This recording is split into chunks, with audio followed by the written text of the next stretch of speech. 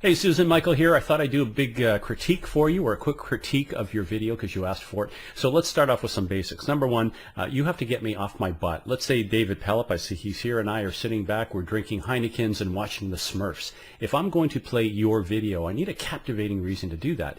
Same with anybody that's thinking about buying or selling a home. So the opening shot here of just the house does nothing for me. It needs to be you, a picture of you, and something like, behind the scenes tour with Susan, real estate agent extraordinaire, or some catchy headline that's going to interrupt my thought pattern to make me take action. The other thing too, point number next, is we're hotwired for facial recognition. So when we see a face, a human face, we're more likely to respond. So when I see an opening shot here, your face in the video, there's a higher likelihood that I will click that video to play it.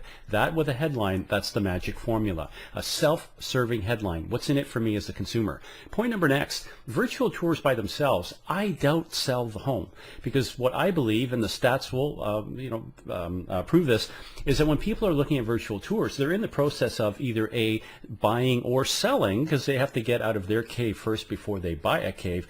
This is actually a place for them to be auditioning a realtor. They're looking for a realtor, and we know that the power of video gives them the ability to get to know, like, and trust someone before they meet them. So your opening, let's get through this, the first little bit of it.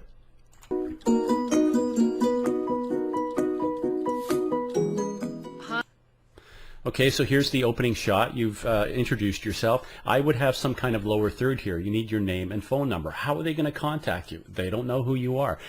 Maybe the video was sent to them via YouTube or however it's syndicated. So this shot here of you, I mean, it's well framed. It's using the rule of thirds. I'd want something there with your name, phone number, and I guess to be RICO compliant, you'll have to put your company. You have to sort that out what RICO needs, but I would say bare bones minimum here, have your name and a phone number. Let's move on a bit more. I'll just scroll through here.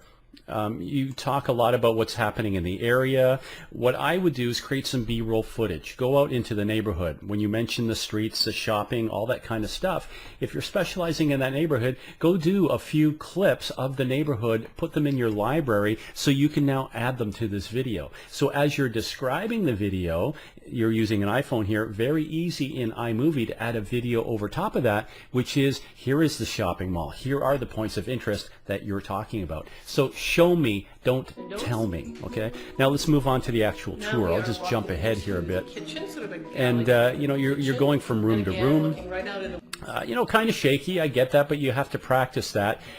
What I would do is, rather than try to walk through, maybe just stop as you enter the room, a slight pan, you describe it. You're using the app, I think, Movie Pro. Pause instead of walking from room to room. Pause that video, go to the next room. Same thing, nice pan, either you're going side to side or up and down.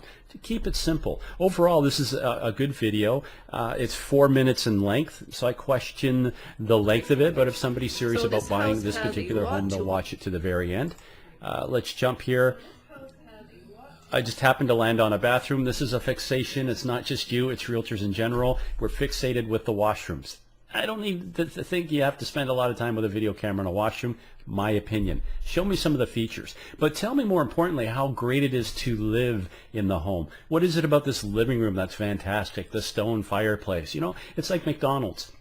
Or a restaurant sells the steak. They sell the sizzle, not the steak. In virtual tours, it's the same thing. We think we have to show every single room of the home. Reality is, maybe just highlight a few of the key rooms that are really good, tantalize their imagination, so now they have to pick up the phone and call you for more information. And let's just jump here to the very end. You talk about the park, okay, that's nice, or sorry, the backyard, and there's your business card. So that's good too, that's RICO compliant, everything's there. So I know I went on a bit long here, 4 minutes and a few seconds. I hope this helps you with a critique, and for other people that are watching, again, these are my opinions. A lot of them have been proven out with science because I've been doing this for a few years, but I hope this helps with your videos.